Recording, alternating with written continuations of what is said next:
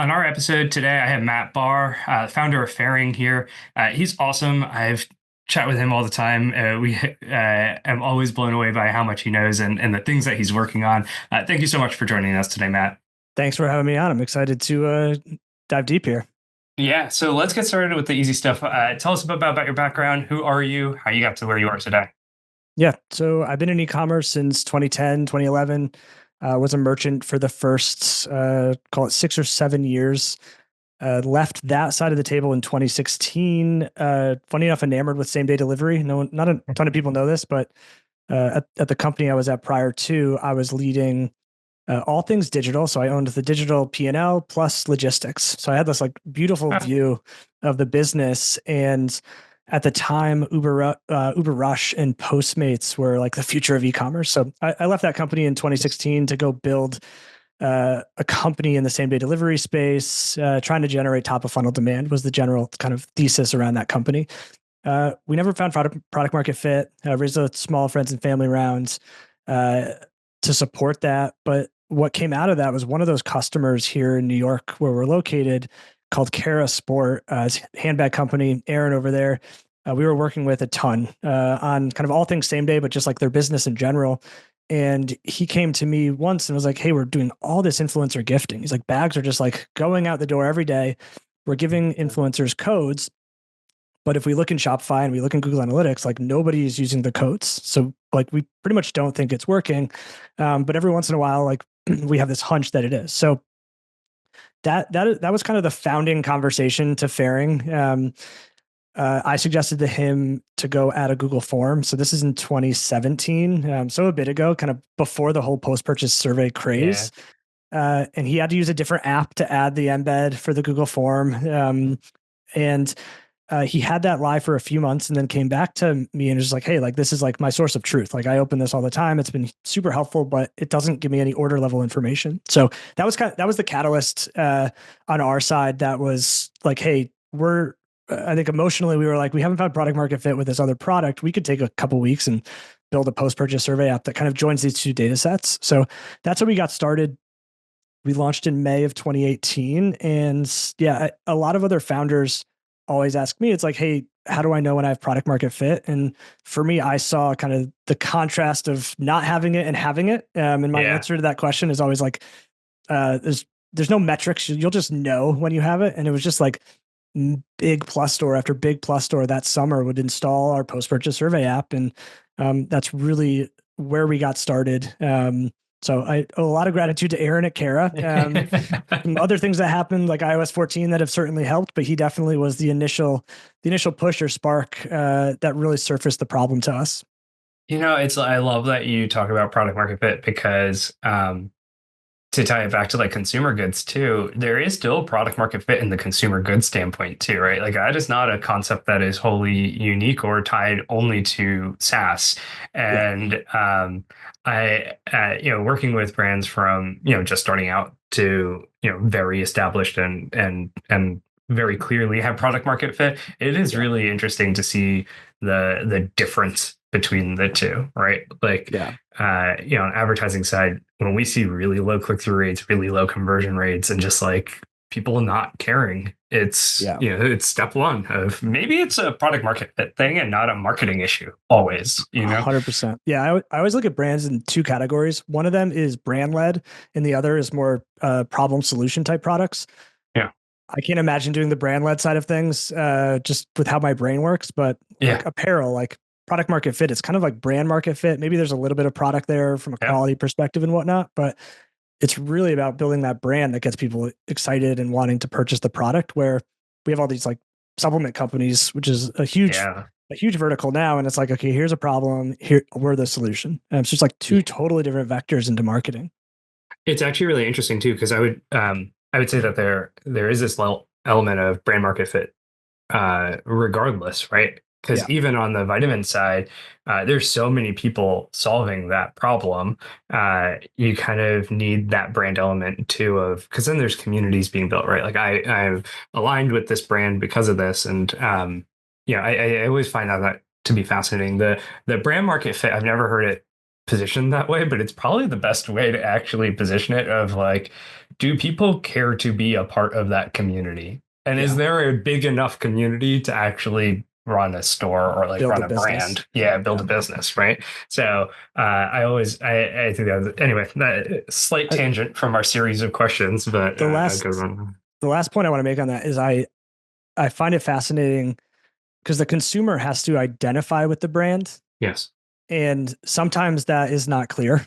So it's like Yeah. the example I always give is like if you were starting a coffee company, maybe it's like coffee for firefighters. And it's just like Yeah. it's in the name if it's for you or not. Yeah. So there's always this. I just see some brands sometimes going to market with messaging where it's like it makes it difficult for the customer to say, hey, is this for me or is this not? Like, do I have to keep reading to figure this out? And how do Yeah. you make that kind of synergy happen as instantly as possible? I mean, I think so many brands are afraid to say who they are not for, Yeah, right? And I 100%. think that that is it. And when you don't, we when we do the brand exercise with our clients, we literally will ask them, so who is this product not for? We don't ask for who it is, because if you ask for who it is, it's, oh, it's, women between the ages of 25 and 65, and they might be urban or they might be suburban actually. And it's like, Yeah. no, but then like who shouldn't use your product and who shouldn't engage with you? And then it forces you to be really like very specific, because you start. So I would challenge people to do that and make sure that you are actually Yeah. have honed in on things. It's probably a difficult exercise. Yeah. Yeah, no one wants to give up a potential customer, Yeah, right? exactly. um, but Matt, you have this perspective into so many different brands and how people are finding brands and really helping them understand like the impact of their advertising, right? Like the reason why I love pairing is it makes it really easy to measure difficult channels. Things like CTV and influencer and direct mail, all of those kinds of things, even word of mouth, just word of mouth as a whole, which is key for a good brand that's scaling. Yeah. Um, what are the challenges you're seeing that these advertising leaders and brands are seeing right now? Yeah. It goes back to kind of what you were just alluding to. It's all measurement related challenges. And we've really started to use the word measurement over attribution just because like we don't want everyone to kind of pigeonhole themselves into some clickstream MTA model. When in reality, it's really about just measuring, whether it's measuring ROAS or measuring CTR or anything there. There's a multitude of ways to think about it. So the biggest challenges that we're seeing are when brands try and want to make the leap out of kind of single channel or like dual channel dependency. So it's like, hey, we're advertising with Google Ads and Meta. We want to go lean into another channel. How do we do so with a level of confidence that allows us to like actually lean in, not get a false negative or a false positive? We have to allocate enough budget, and that's that last point is usually what it comes down to. Is for Meta, you're probably not going to have a ton of success, but you can get started with a credit card in Yeah. $20. For a lot of these other channels, you need a bit more scale to lean in, and that's where a lot of the hesitation comes from.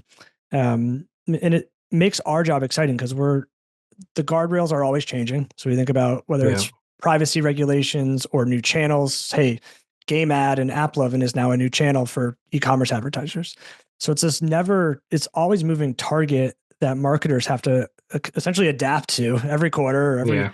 couple of years to think about how their measurement stack can change. And the beauty of Fairing is like we're very resilient to privacy regulation, to clickstream data. Like we're just asking customers at scale, which is just a totally kind of our goal is to get survey data to be analogous to like pixel data.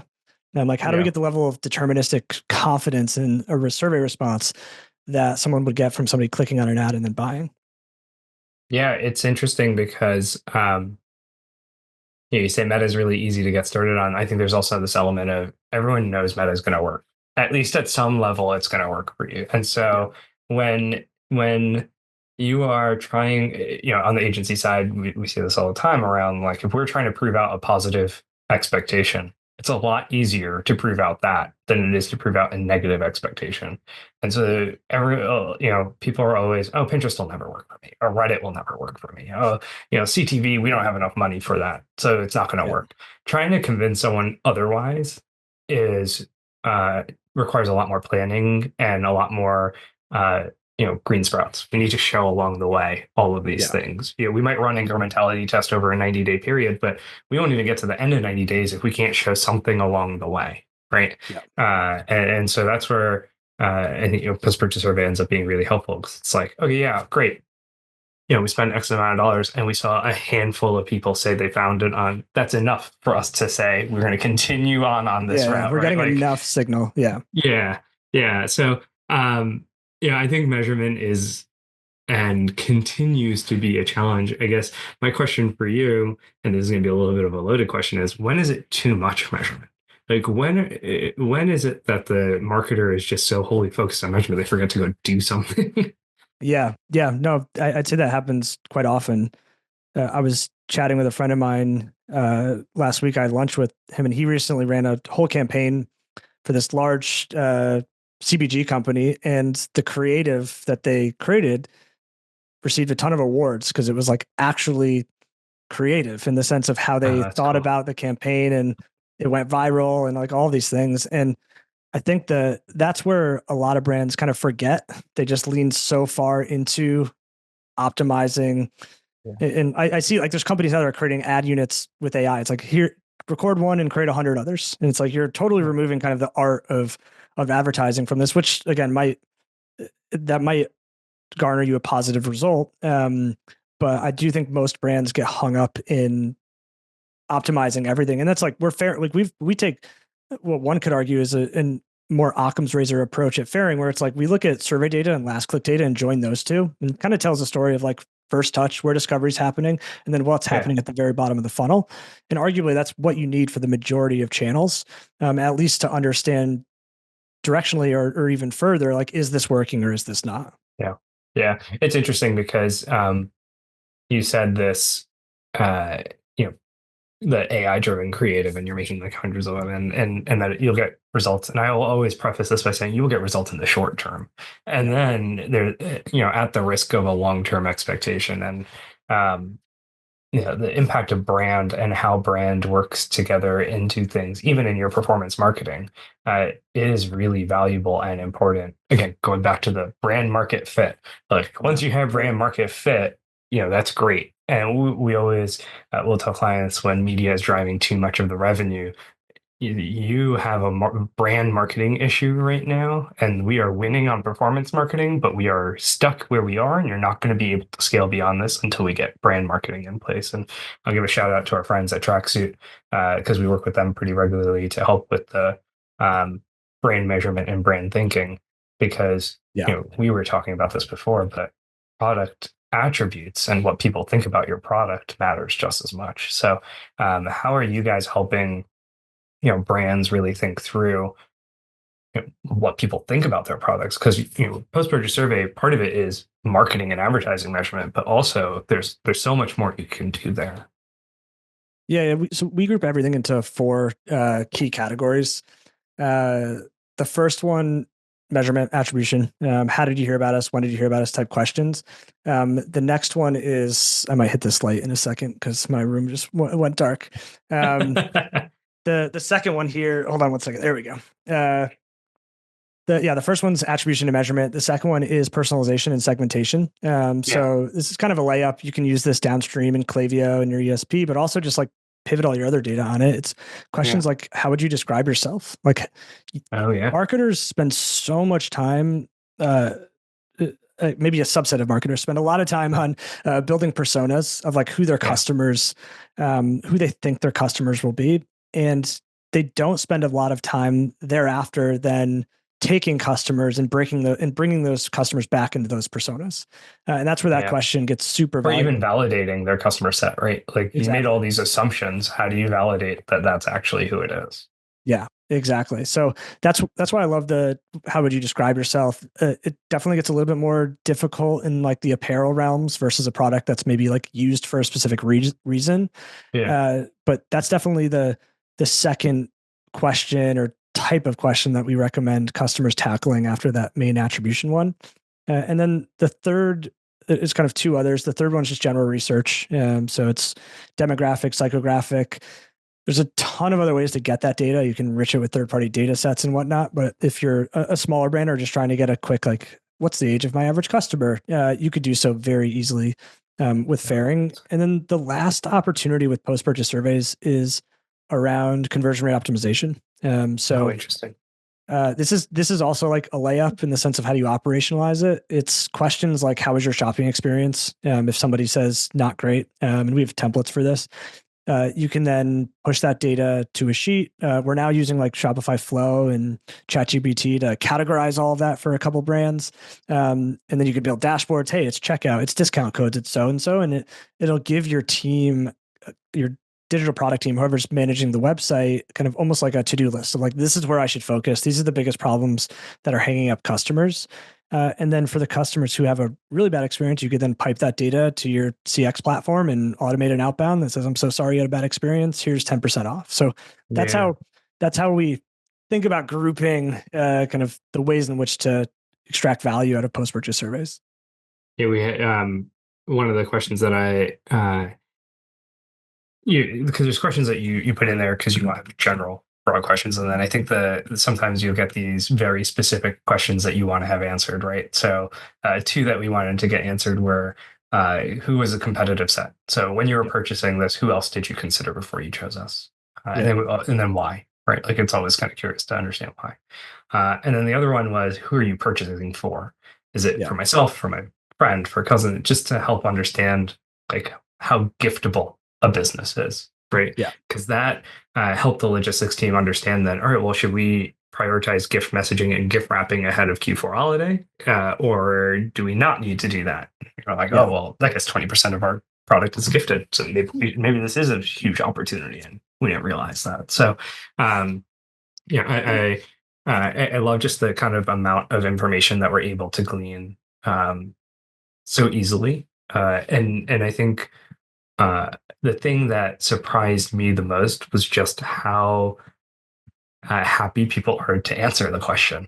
Like, I think one of the biggest assumptions a lot of people make and a lot of marketers make is no one's going to fill that out. Like, Yeah. why? Like, as soon as you're done purchasing, you're gonna be done. And yeah, that's not the truth at all. Yeah. I think that is beyond kind of the driving forces of difficulty measurement, difficulty to track certain channels with iOS 14. The other perception thing that has changed is the high response rates with post-purchase surveys versus what people are typically used to, which is 3 to 6% when they're sending these via email. Yeah. And that perception is, I think, what's really catalyzed this whole space into post-purchase surveys. Like, oh, I can actually start to treat this like a stream of data, not just a quarterly PDF we throw together that we email to 10,000 people and we get 200 responses. Yeah. Yeah. Yeah. Especially because it's top of mind then, right? Like it's also the timing element of it is really interesting. Um, So, I'd love to pivot and talk a little bit more about just the future of e-commerce and honestly, advertising and marketing as a whole. So, as we kind of look ahead, there's a lot of change. Obviously, marketing has gone through the gamut over the last 18 months, and I think the next 18 months are going to be very similar. What are you seeing? What are you thinking? What are you guys kind of getting prepared for?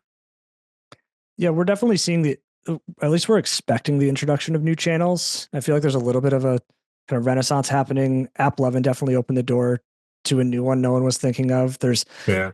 a few others that we're talking to that definitely have some scale. So definitely, I think for the average marketer, the media mix or the distribution of channels will continue to grow. It's not going to shrink. Yeah. Which arguably it could have if something like TikTok did go away. So I just think there's this massive. Everyone is seeing, at least in the public markets, what happens when you like have an audience and can monetize it. Especially if we're seeing like all these retail media networks, like Kayak, Delta, like everyone has a Yeah. retail media network. So definitely seeing more of that. So I think the average consumer will be exposed to more and more advertisements. So definitely expecting more challenges when it comes to complexity of measurement. But with that, all the measurement solutions arguably are getting better. So hopefully we all meet Right. in this kind of beautiful middle where people start to understand these things. And I think a big part of that is moving further away from something like MTA, like multi-touch attribution, and something that's more causal based is really where a lot of the bigger brands are going. How do the smaller brands start to do that? So that's probably what we're most excited for on the advertising side. On the fairing side, like where we come into play, like alluded to this before, we're definitely most excited about continuing to iterate and think of ways that we could turn survey data into something that's more deterministic. And that's really what we're focused on. There's a ton of different opportunities for using post-purchase surveys. And one path we could take as a company is to just go super wide with our product. Like just think of a normal survey solution and go wide and implement everything there. Or we can go super deep in this. And we've chose the latter, arguably, because we think it ultimately will deliver 10x more value than anything we could build if we could start to provide more accurate and deeper insights by asking questions intelligently. So those two things are how we're thinking about the world as far as more opportunities for advertising and how fairing could fit in the future. Yeah, I always, I think your conversation around your point around the more channels mix, right? I agree with you wholeheartedly. I think the mix of how we engage with advertising and where is going to be more and more complicated, and then um, both how you spread out budget, where budget goes, and the implementation of it is going to get really complicated, as well as the creative, right? Because to your point, the retail network is very different in terms of the creative and the expectation of what you want to do versus what you put on Facebook. And so there's going to be this need for creative lift, and tying that back might be, hey, how did you hear about us? But it also might be, what did you hear about us first, right? And that might be how we get to the different locations, because transparently, no one's going to be like Delta Retail Media Network, right? 100%. Like, so it's how do you kind of help people as advertising gets more complicated, as people don't even know what an ad is sometimes, Yeah. right? Or where they saw the brand in the first place. So and I am excited about the tools coming out to help solve that and the questions and just what's going to take. Yeah. Our biggest learning at Fairing is, or maybe not learning, but change of thinking is not everyone needs to be asked the same question. So we can actually get really good at predicting what someone is going to answer a certain question based on specific parameters that we have around the order or the landing page, which allows us to ask other questions. So it might not be, how did you hear about us? It might be like, did you see us in the Delta app? Because like we think they did, and we're just trying to confirm something that we're trying to predict. So that's how we're thinking about the problem more wholeheartedly, is less hard-coded questions post-purchase and something that's a little bit more probabilistic with how we think about asking these, that fills all these measurement gaps in the stack. Because we keep going back to, if someone's just advertising on Meta, it's like Fairing's probably not the best tool. Like we're marginal. I'd say we add value, but it's on the margin. But when your media mix start to expand, that's where we get more and more and more valuable. And as that expansion happens, it's like, well, you probably don't need crazy more signal on Meta. Like it's probably already working if you've gotten it to a certain place of scale. So how do we help you with those other channels without introducing maybe another bias or something that could kind of steer you in the wrong direction? Yeah. Yeah. I mean, I think influencer is like a perfect example of, does this work or does this not work? How did you hear about us all the time? Yeah. We're always trying to figure that one out, especially as, um, we're at this moment in time on the influencer world where there is this concept of influencer versus creator. And Yeah. so, on our end, we'll start you as an influencer. And if we don't see you actually influencing anything, we'll transition you into, okay, you're a creator and we're going to use Interesting. your Yeah. creativity for our ads. So things like this help us make that decision of, do we want to pay, a higher rate because you are actually influential and you're driving some kind of drive for us? Or is it, we think you have really nice aesthetic and creative that we want to use, Yeah. and we're going to use, or it's a licensing agreement, right? So uh, there's this like tactical element of using this data, and then of course there's this overarching strategic element of using the data too. Yeah. Yeah, totally. Yeah. Influencers is a hard one. We found a little tidbit here. We found last summer that consumers, so we essentially ran an external panel. So not even using Fairing, but using a methodologist with the goal of how do consumers think of like product discovery.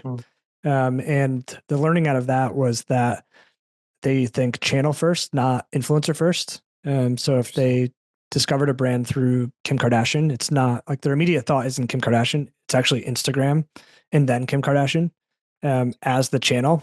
So we're working on something within Fairing that will allow it's essentially more flexible question asking user experience that'll help us get to that as well. But that was a big learning. We're probably going to do that every summer, hopefully even more often than that. Just like even with mobile advertising, like gaming advertising starting to looks like be not going away anytime soon. It's like, how do we best ask these questions? How do consumers think about these things? And yeah, polling is actually a phenomenal way to do that. Yeah, that's interesting. You spoke to something that has been top of mind for us is this concept of product discovery, right? Because you used to go to the mall and that was your product discovery because you'd walk Yeah. around a retail location. And since that's shifted so much, and luckily it's like shifting back a little bit, but still, with the total amount of products out there, Shopify democratized access to starting a store and starting a brand, and so did Amazon. um, the question becomes, how do I even get introduced to a new brand? How do you as a brand owner get introduce yourself to other people? And you know uh, optimizing that is really hard because for the most part that's not your last click channel. Yeah. No, So it's the top of the funnel. yeah. So, Matt, thank you so much for joining us today. I always love our conversations. I always learn so much from you. So, if someone wants to find you online, where can people learn more about you, more about Fairing? Yeah, probably LinkedIn or Twitter is best. Just Matt Bahr. Feel free to email me, matt@fairing.co. Always happy to dive in to existing measurement models. Anything that's a big push we're doing now is how do we join Fairing data with other methodologies? So yeah, always happy to chat and don't hesitate to reach out.